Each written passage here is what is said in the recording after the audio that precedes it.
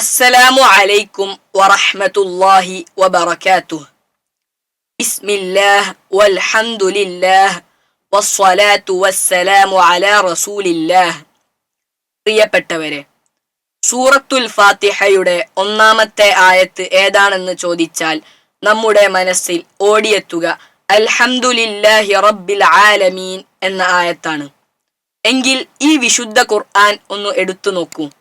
അതിൽ ഒന്നാമത്തെ ആയത്തായി നമ്പർ നൽകിയിരിക്കുന്നത് ബിസ്മില്ലാഹിർ റഹ്മാനിർ റഹീം എന്ന ആയത്താണ്.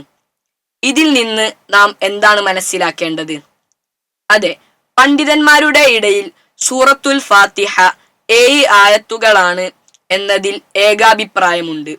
എന്നാൽ ആ 7 ആയത്തുകൾ ഏതൊക്കെയാണ് എന്നതിൽ പണ്ഡിതന്മാർ രണ്ടഭിപ്രായക്കാരാണ്. ഒരു വിഭാഗം പണ്ഡിതന്മാരുടെ അടുക്കൽ ഒന്നാമത്തെ ആയത്ത് ബിസ്മില്ലാഹിർ റഹ്മാനിർ റഹീം എന്നതും ആ 7ാമത്തെ ആയത്ത് സിറാത്തല്ലദീന അൻഅംത അലൈഹിം ഗൈരിൽ മഗ്ദൂബി അലൈഹിം വലദ്ദാല്ലീൻ എന്നതുമാണ്.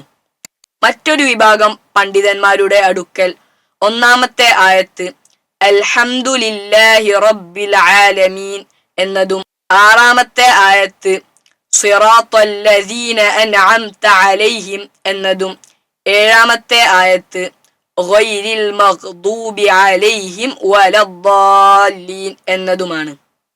ഈ ഒരു അറിവ് എപ്പോഴും ഓർമ്മയിലുണ്ടാകുമല്ലോ. ബാറക്കല്ലാഹു ഫീക്കും.